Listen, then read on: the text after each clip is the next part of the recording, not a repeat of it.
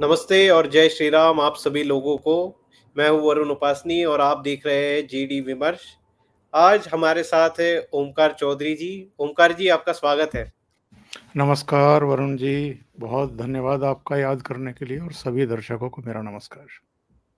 तो ओमकार जी, कल एक घटना हुई महाराष्ट्र में, जो पूरे बीजे यात्रा जो है राहुल गांधी जी की, उसको पूरा टेक ओवर कर लिया उस न्यूज़ ने। वो थी मिलिंद देवड़ा, जो राहुल गांधी के यंग टर्क्स टीम में से थे। तो उनमें से पहले ही जो 4 लोग थे, आरपीएन सिंह हो या जितिन प्रसादा हो या फिर ज्योतिरादित्य सिंधिया हो, तो ये सब लोग ऑलरेडी कांग्रेस छोड़ के बीजेपी में चले गए हैं। और कल जो न्यूज़ आई कि मिलिंद देवड़ा भी कांग्रेस को रिज़ाइन करके फिर एकनाथ शिंदे का दामन उन्होंने पकड़ लिया। तो इस घटना का जो पूरा घटनाक्रम था कि सुबह उन्होंने जयराम रमेश को कॉल किया, फिर उनका कोई रिस्पॉन्स नहीं आया शाम तक। जो आया भी तो वो मतलब सैटिस्फैक्टरी नहीं था। वो पहले ही बोल रहे थे कि क्या आपने पार्टी छोड़ने का ही मन बना लिया है। तो जब इतने सीनियर लीडर को इस तरह से कांग्रेस ट्रीट करती है, और बाद में भी जो जयराम रमेश का स्टेटमेंट था कि मतलब वो इतने सिग्निफिकेंट लीडर नहीं है हमारे लिए, तो इस पूरे घटना को आप कैसे देखते हैं?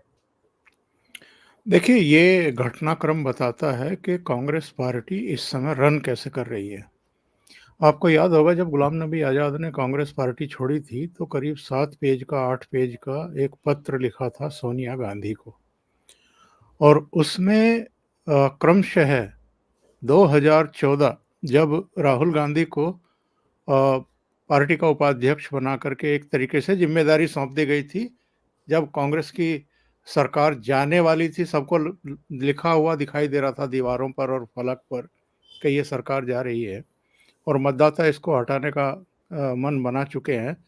तब राहुल गांधी को आगे किया था सोनिया गांधी ने कि अब सारे फैसले आप ही करो।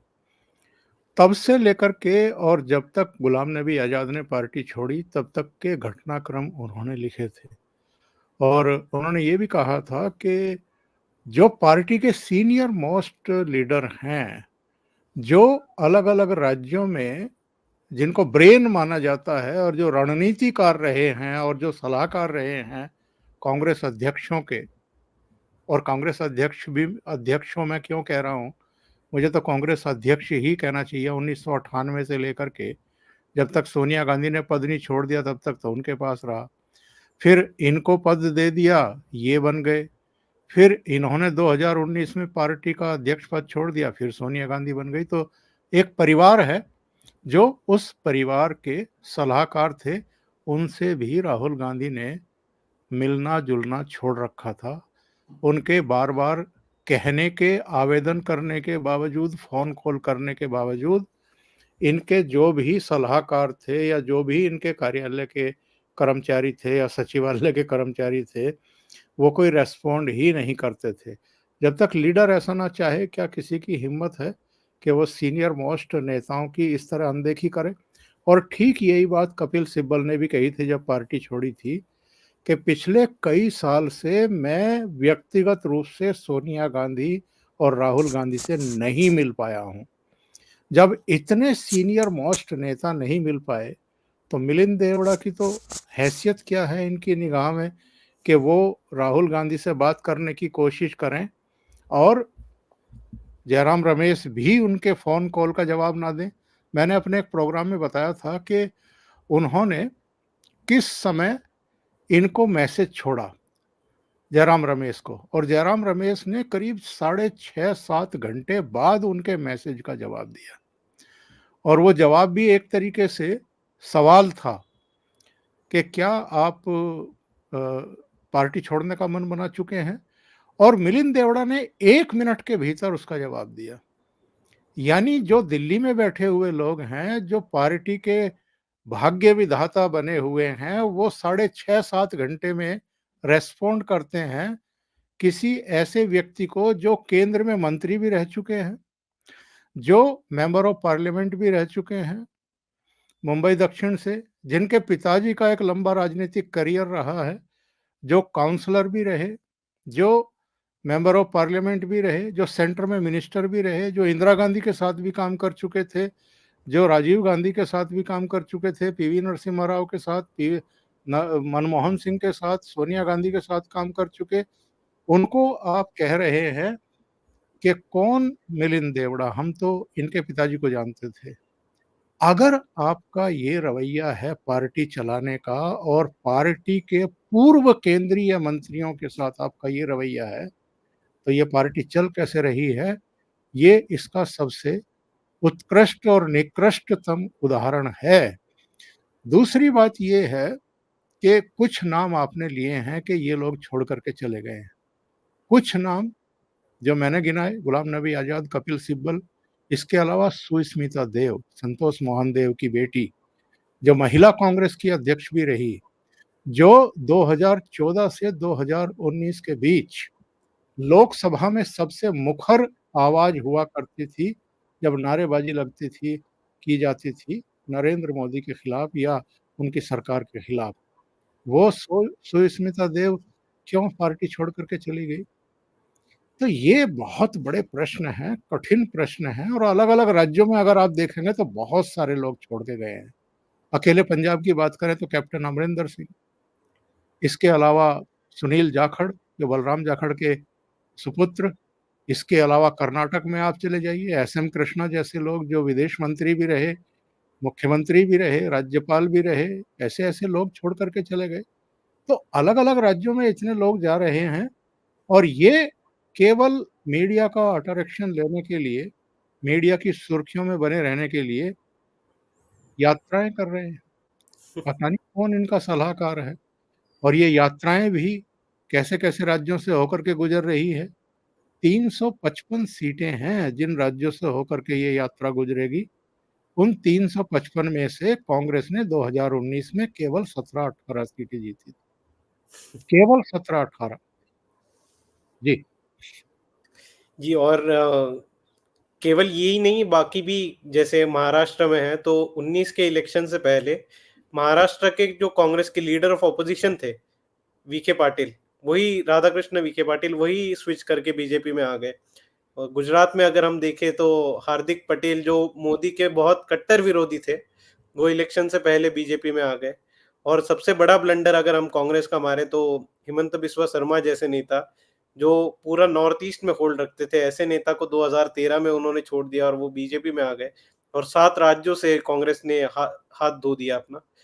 तो ये तो है, पर मिलिंद देवड़ा को अगर हम देखें सिग्निफिकेंटली, अगर उनकी बात करें, तो कांग्रेस का जो है वो मुंबई में या मुंबई के जो इंडस्ट्रियलिस्ट में है, वो जो दबदबा था थोड़ा बहुत, जो पुराने इंडस्ट्रियलिस्ट थे या जो बड़े कैपिटलिस्ट थे, तो उसमें जो फंडिंग लेने का काम था वो कहीं न कहीं मिलिंद देवड़ा या उनके पिताजी मुरली देवड़ा का था। और हमने ये देखा भी है कि अंबानी जैसे लोगों ने खुद एंडोर्स किया है मिलिंद देवड़ा को। और एक बताया जाता है कि 2004 में भी उनको मंत्री पद मिलने के पीछे कहीं न कहीं अंबानी का हाथ था थोड़ा-सा, कि उन्होंने मनमोहन सिंह पे प्रेशर डाला था कि इनको ये बनाया जाए। तो ऐसे व्यक्ति को कांग्रेस छोड़ना और एकनाथ शिंदे की तरफ जाना, ये क्या इशारा करता है? नहीं, अभी खरगे साहब ने भी जब अपनी कार्यकारिणी का गठन किया है, तो उसमें मिलिंद देवड़ा को सह-कोषाध्यक्ष बनाया था। ये बात सही है आपकी कि मिलिंद देवड़ा जो है, मुरली देवड़ा कांग्रेस के फाइनेंसर्स में से एक थे। उनके लिए फंड जुटाते थे। एक दौर था जब कांग्रेस के लिए मुंबई से, महाराष्ट्र से मुरली देवड़ा फंडिंग जुटाते थे, और भारतीय जनता पार्टी के लिए प्रमोद महाजन जुटाते थे। तो लेकिन वो सब समय चला गया, और मुरली देवड़ा के साथ भी कोई बहुत अच्छे रिश्ते इनके कभी रहे नहीं। एक बहुत महत्वपूर्ण बात मिलिंद देवड़ा ने कही है। उन्होंने कहा कि ये अब वो कांग्रेस रह नहीं गई है। अब ये उद्योगपतियों को भी गाली देने लगे हैं। उद्योगपतियों को भी देशद्रोही साबित करने की कोशिश कर रहे हैं। अब राहुल गांधी की अडानी से क्या निजी खुन्नस है या क्या परेशानी है, वो तो वो जाने, या किसी मानसिक आघात के शिकार हैं उनको लेकर के, वो पर्दे के पीछे की बात है। लेकिन चाहे अदानी हो, चाहे अंबानी हो, चाहे दूसरे तमाम हमारे यहाँ के उद्योगपति हों, उनका जो कंट्रीब्यूशन है, उन्होंने जिस तरीके से देश में ही नहीं दुनिया में धाक जमाई है भारतीय उद्योगों की, उद्योग जगत में जो एक उनका स्थान है, उससे कौन इनकार कर सकता है? लाखों करोड़ों परिवारों का पोषण एक तरीके से वो उद्योगपति करते हैं, हमारी जीडीपी में भी उनका कंट्रीब्यूशन है और जो हमारा निर्यात होता है, उसमें भी उनका कंट्रीब्यूशन है। आप उनको गाली कैसे दे सकते हैं? दिन-रात आपका एक ही रिकॉर्ड बजता है, अडानी, मोदी, मोदी, अडानी। बीच में अनिल अंबानी के बारे में भी इन्होंने काफ़ी उल्टी-सीधी बातें कही थी। जब राफेल सौदा हुआ था तो कहा था कि नरेंद्र मोदी ने अनिल अंबानी की जेब में 30,000 करोड़ रुपए डाल दिए। तो वो 30,000 करोड़ रुपए डलने के बावजूद अनिल अंबानी डूब गए। ये बड़ा अजीब तर्क था इनका। तो बहुत नॉन सीरियस तरीके से बयान देना, जो मूल मुद्दे हैं उन पर टिके नहीं रहना और अपनी पार्टी की भद्द पिटवाना, साख गिरा देना, यही सब हो रहा है। जहाँ तक मुंबई का प्रश्न है या जहाँ तक महाराष्ट्र का प्रश्न है और कांग्रेस की स्थिति का सवाल है, देखिए वो दौर भी अब गुजर चुका है। मिलिंद देवड़ा ठीक कह रहे हैं। अब मुंबई दक्षिण की जिस सीट के लिए वो प्रयासरत थे और राहुल गांधी से बातचीत करने की कोशिश कर रहे थे कि भाई आप उद्धव ठाकरे से बात करिए। ठीक है, अरविंद सावंत वहाँ से 2014 और 2019 में जीते हैं, लेकिन वो इसलिए जीते थे क्योंकि नरेंद्र मोदी के चेहरे पर चुनाव लड़ा गया था। अब नरेंद्र मोदी का चेहरा तो इनके पास है नहीं, तो इनकी दावेदारी ठीक है, तकनीकी रूप से आप दावा कर सकते हैं कि 2 बार हमारा सांसद दक्षिण मुंबई से रहा है, लेकिन अगर आप बात करेंगे तो कोई और सीट उनको ऑफर कर दीजिए और ये सीट हमारे लिए। आप इतनी बात सुनने को तैयार नहीं है, बात करने को तैयार नहीं है। और अगर चलिए आपको उद्धव ठाकरे से बात नहीं भी करनी थी, छोटा नहीं भी बनना था, तो कम से कम उनको तो कह देते मिलिंद देवड़ा को कि भाई अगर बाई चांस आपको हम लोकसभा का चुनाव नहीं लड़ा पाए, तो आगे देखेंगे कहीं राज्यसभा में आपको एडजस्ट किया जाएगा या कुछ और करेंगे, कुछ और ज़िम्मेदारी देंगे। वो सब भी नहीं, आप बात ही नहीं कर रहे हैं, आप फ़ोन पर ही नहीं आ रहे हैं। ये जो संवादहीनता की स्थिति है, संगठन में जो लंबे समय से सक्रिय हैं और जो आपके इर्द-गिर्द कुछ चेहरे दिखाई देते थे, जिनको लेकर के आपने अपनी ब्रांडिंग करने की कोशिश की थी, एक-एक करके वो सारे क्यों चले गए? ज्योतिरादित्य सिंधिया क्यों चले गए? कीर्ति आज़ाद क्यों चले गए? चलो कीर्ति आज़ाद तो मूलतः आपके यहाँ के नहीं थे, बीजेपी से आए थे। बाद में शत्रुघ्न सिन्हा आए, वो क्यों चले गए? वो टीएमसी में क्यों चले गए? और ये संतोष मोहन देव की बेटी, इसके अलावा जितिन प्रसाद, आरपीएन सिंह, ये तो इनकी कोटरी के माने जाते थे सब। वो सब जा रहे हैं, इसका मतलब ये है कि कांग्रेस पार्टी में आप केवल और केवल अपनी चिंता कर रहे हैं। जो आपके साथ काम करने वाले लोग हैं, उनके लिए आपकी कोई रत्ती भर भी चिंता नहीं है। अब ले दे करके कौन बचा हुआ है? सचिन पायलट बचे हुए हैं। अब सचिन पायलट क्यों पड़े हुए हैं, किस उम्मीद में पड़े हुए हैं, ये तो सचिन पायलट जाने। लेकिन उनकी भी कोई कांग्रेस पार्टी में बहुत सम्मानजनक स्थिति नहीं है।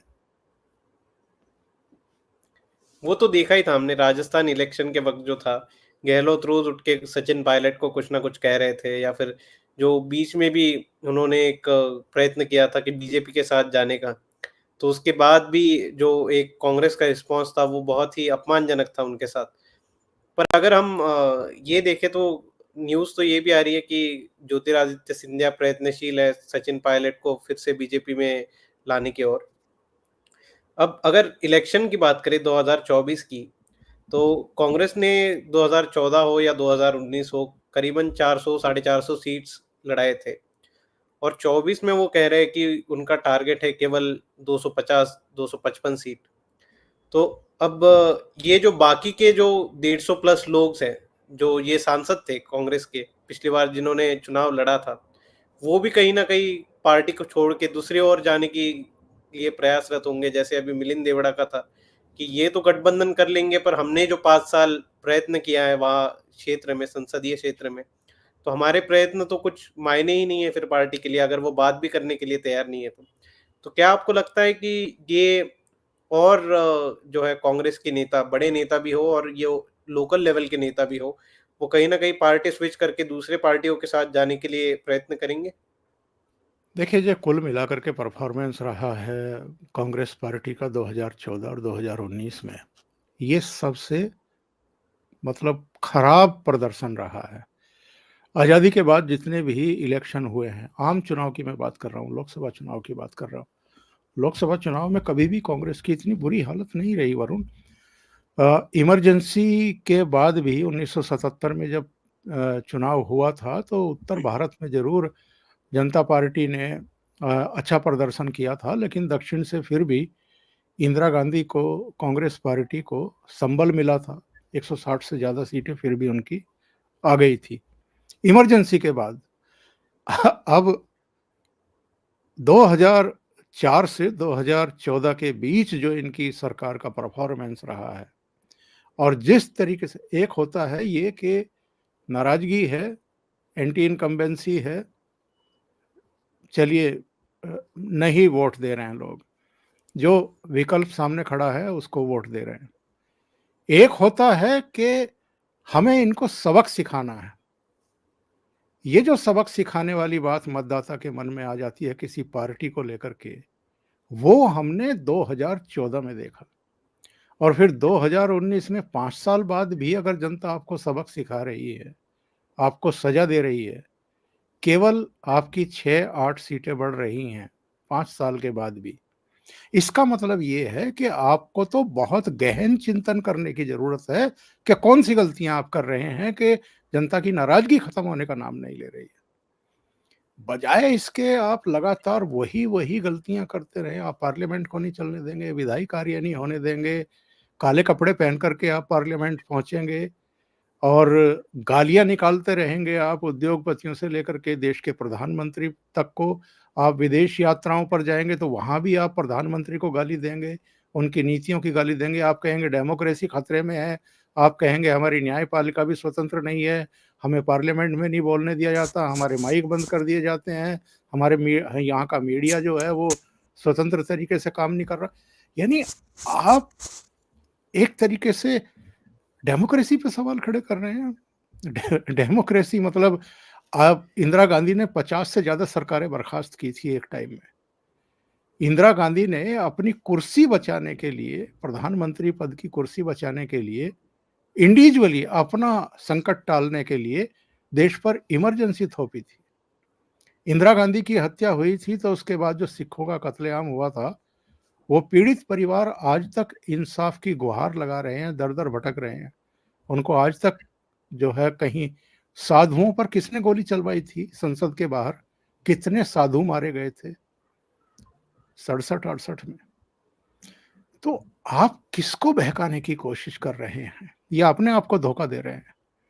क्या जनता इतनी स्मृति दोष की शिकार है कि वो आसानी से इन सारी घटनाओं को भूल जाएगी और जो आप कह रहे हैं, वो मान लेगी? और विदेशों में बैठ कर के आप इस तरह के बयान देते हैं। तो ये सारी चीज़ें हैं जो एक्चुअल में पब्लिक देखती रहती है, नोट करती रहती है, तह लगा कर के रखती रहती है और जब अवसर आता है तो फिर जवाब देती है। तो फिर से एक बार थोड़ा-सा मिलिंद देवड़ा की बात करते हैं कि वो उन्होंने जो निर्णय लिया कि शिवसेना के साथ जाने का, तो ये कहीं न कहीं इशारा करता है कि बीजेपी और शिवसेना में पहले ही कुछ ना कुछ समझौता हो गया है कि कौन-सा सीट कौन से पार्टी के लिए जाएगा 2024 के इलेक्शन में। तो खबर तो ये है कि मतलब पहले मिलिंद देवड़ा ने अप्रोच बीजेपी को किया था, पर उन्होंने कहा कि ये सीट शायद शिवसेना लड़ेगी, तो इसलिए उन्होंने फिर बाद में एकनाथ शिंदे की ओर अपना मुख मोड़ा। और एकनाथ शिंदे के लिए मिलिंद देवड़ा इसलिए सिग्निफिकेंट है क्योंकि अगर हम देखें जब से अजित पवार आए हैं, तो दिल्ली में जो है उनकी पार्टी का प्रवक्ता प्रफुल्ल पटेल बन के सारे नेताओं से बातचीत कर रहे हैं, और जो पिच करनी होती है पार्टी, वहाँ पे लुटियंस सर्कल में, तो वो प्रफुल्ल पटेल काफ़ी पुराने नेता हैं, तो वो बहुत अच्छी तरीके से वहाँ पे वो काम कर रहे हैं। पर एकनाथ शिंदे का कहीं न कहीं वहाँ पे दिल्ली में एक ऐसा फेस नहीं है कि जो वहाँ के बड़े लोगों से मिल सके या इंडस्ट्रियलिस्ट से बात कर सके। और क्योंकि अभी पार्टी नहीं है तो उसे फंडिंग की भी ज़रूरत है, बाकी जो एक मीडिया मैनेजमेंट की भी ज़रूरत है और जो टॉप सर्कल्स में जो बात करने की ज़रूरत है। तो वो काम शायद मिलिंद देवड़ा पार करे, इसलिए उनको यहाँ पे शिवसेना में लिया गया है, ऐसी खबरें हैं। तो इस पे आपका क्या मत है?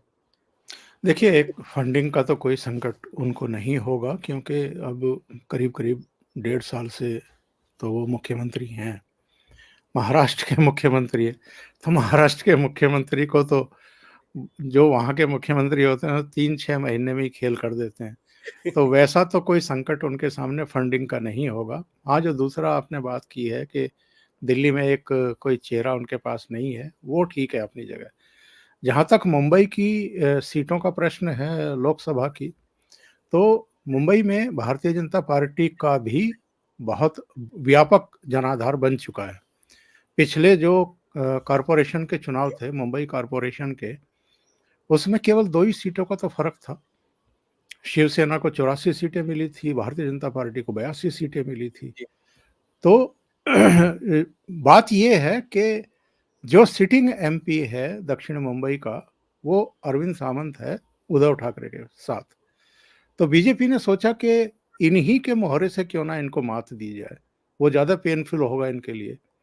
तो इसलिए पर्दे के पीछे से ये तय हुआ होगा, एकनाथ शिंदे से जब विचार विमर्श हुआ होगा कि यहाँ से मिलिंद को ले आओ और मिलिंद के हाथों ही इसको हरवाओ, अरविंद सावंत को, यानी उद्धव ठाकरे को। तो रणनीतियाँ बनती हैं चुनाव में और वो दिखाई भी देती हैं, समझ में भी आती है कि क्या रणनीति है। मिलिंद देवड़ा और मुरली देवड़ा दोनों ही मतलब पिता-पुत्र एक सम्मानित नाम हैं। किसी तरह के कोई बड़े एलिगेशन कोई उस तरह के नहीं। हाँ, पेट्रोलियम मंत्री रहते हुए जब इनके पिताजी पेट्रोलियम मंत्री थे तो कुछ कंट्रोवर्सीज़ थी, लेकिन वो ऐसी नहीं थी कि जिसमें ये सीधे-सीधे कहा जा सके कि किसी तरह का कोई उनका वैसा इन्वॉल्वमेंट था निजी लाभ के लिए। तो वो सब चीज़ें भी पार्टी के लिए कुछ था मामला।